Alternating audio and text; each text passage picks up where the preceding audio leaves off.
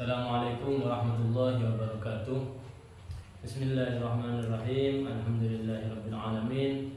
Wa bihi nasta'inu ala umuri dunya waddin. Wassalatu wassalamu ala asyrafil anbiya wal mursalin sayyidina wa nabiyyina Muhammadin wa ala alihi wa sahbihi ajma'in. Amma ba'du. Qala rabbi shrah li sadri wa yassir li amri wa hlul 'uqdatam min lisani yafqahu qawli. Rabbi zidni ilman warzuqni fahman. Amin. Yang kami hormati dan kami ta'zimi pengasuh pondok pesantren Zainul Hasan Genggong, yakni Kiai Haji Mutawakkil 'ala Allah SHMM.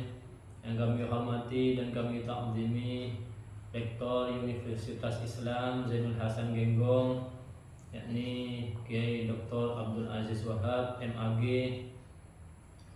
Yang kami hormati dan kami ta'zimi kedua orang tua kami yang selalu mendukung kami mulai dari kami kecil hingga sampai kuliah S2 sampai sekarang.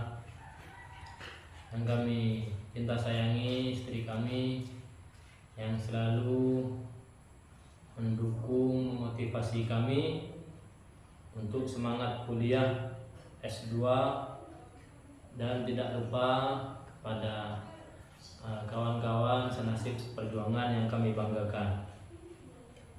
Langsung saja kami mendapatkan tugas menerangkan hadis tawadhu. Langsung kami bacakan. Bismillahirrahmanirrahim. An Ibnu Mas'ud qala adzan Nabi sallallahu alaihi wasallam rajulun fakallamahu faja'ala tar'adu fara'isuhu faqala lahu hawwin 'alaika fa inni lastu bimalikin innama ana ibnu imra'atin ta'kulul qadid. Artinya, dalam hadis tersebut yang diriwayatkan Ibnu Mas'ud bahwa ada seseorang laki-laki datang kepada Nabi Muhammad SAW lalu berbicara dengan beliau. Namun orang itu gemetar karena takut. Maka Nabi Muhammad SAW itu bersabda, "Tenangkan dirimu. Sesungguhnya aku bukanlah seorang raja. Aku hanyalah anak dari seorang perempuan yang biasa memakan daging yang dikeringkan." Hadis riwayat At-Tabrani.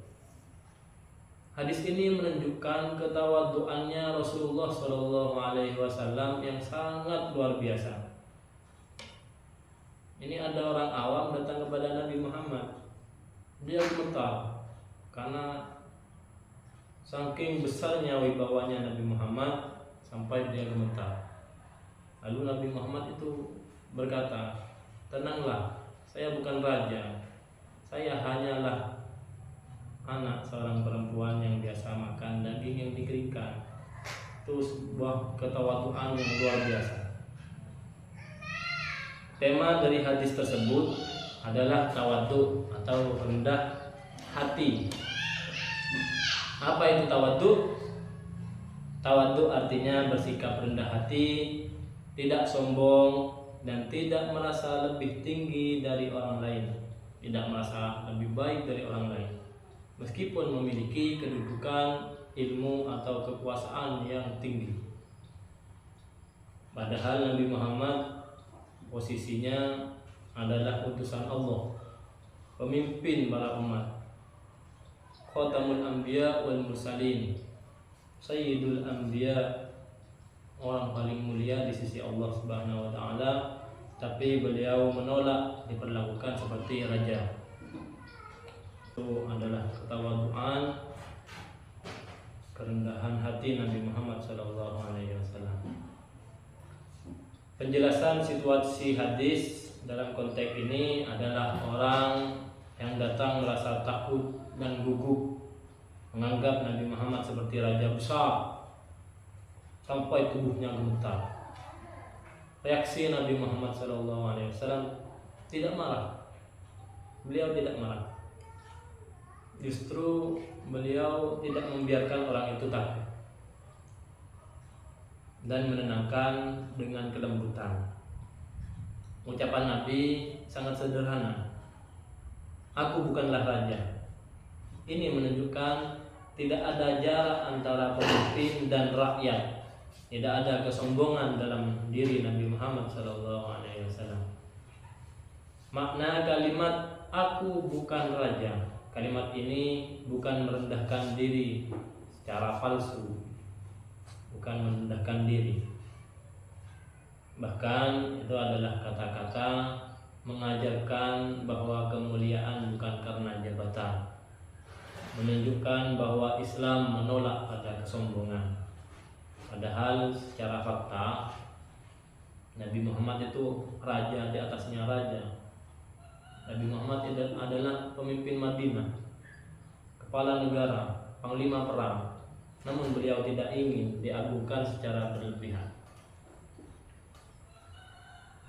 Lalu di situ ada innama ana ibnu imra'atin ta'kulul qadid.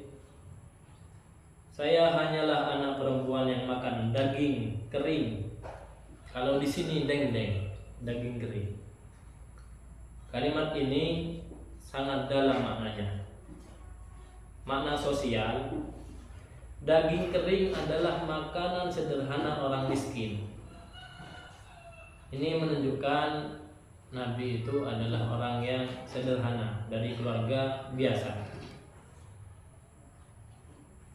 Makna akhlak Nabi Muhammad SAW itu tidak malu dengan kesederhanaan dan tidak membanggakan nasab atau kedudukan dunia. Aku bukanlah raja. Itu tidak membanggakan nasab atau kedudukan dunia. Ini adalah puncak tawadhu sejatinya. Terus nilai tawadhu yang bisa kita petik. Yang pertama, tawadhu tidak menghilangkan kehormatan. Justru semakin rendah hati seseorang, semakin Allah meninggikan derajat orang tersebut. Terus makna yang kedua, pemimpin ideal adalah yang dekat dengan rakyat. Nabi Muhammad itu mudah untuk diajak berbicara, enak untuk diajak berbicara, tidak membuat orang takut. Dan jika Nabi Muhammad mendengarkan itu mendengarkan dengan lembut dan dinasehati dengan lembut. Terus yang ketiga, makna yang ketiga, ilmu dan jabatan bukan alasan orang untuk berbuat sombong. Hadis ini menegaskan orang berilmu harus lebih rendah hati. Nabi Muhammad paling tingginya orang yang berilmu. Nabi Muhammad justru lebih rendah hati. Guru, pemimpin, dan tokoh agama wajib meneladani sikap ketawaduannya Nabi Muhammad SAW.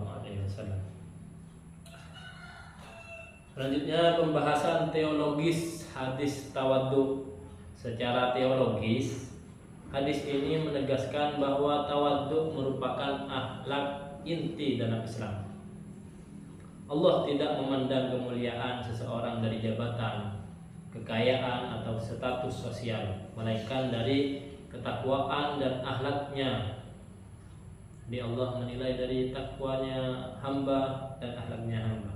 Rasulullah SAW mencontohkan bahwa semakin tinggi kedudukan seseorang di sisi Allah, seharusnya semakin rendah hatinya kepada sesama manusia.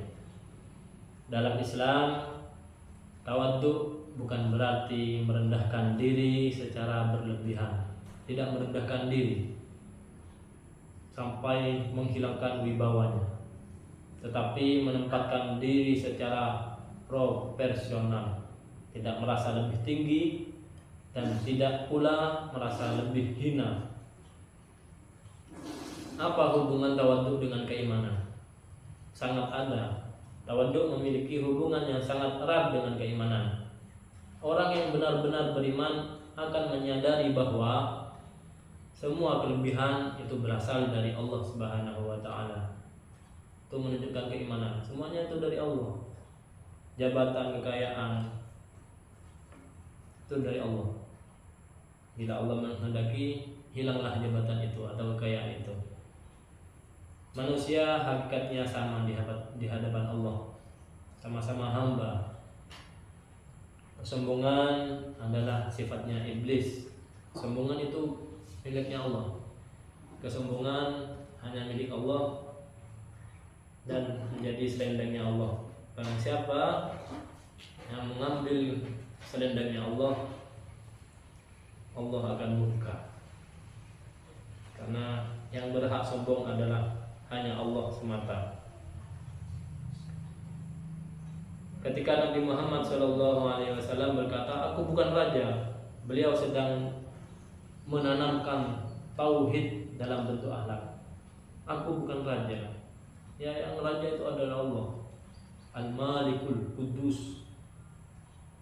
Al-Malik yaitu mengembalikan segala keagungan hanya kepada Allah, bukan kepada manusia.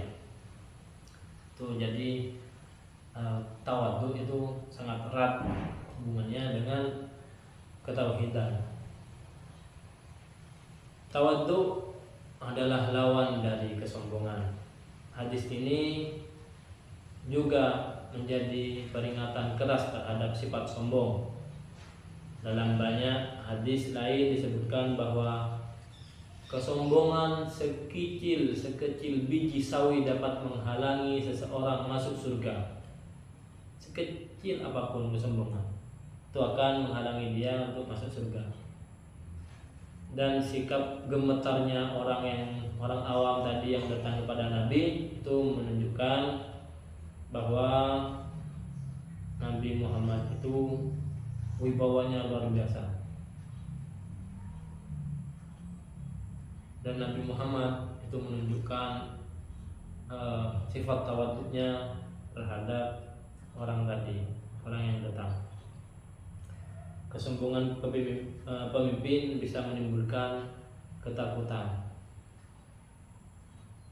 Nah, Nabi Muhammad itu menegur, "Saya bukan raja." Karena biasanya orang itu takut kalau ada pemimpin. Padahal gemetarnya seseorang itu karena wibawanya Nabi Muhammad SAW. Dan ada juga karena kesombongannya orang itu gemetar ada di hadapannya.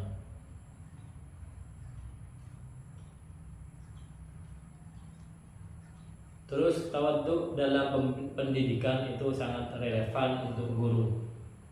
Dalam konteks pendidikan, hadis ini sangat relevan, sangat relevan.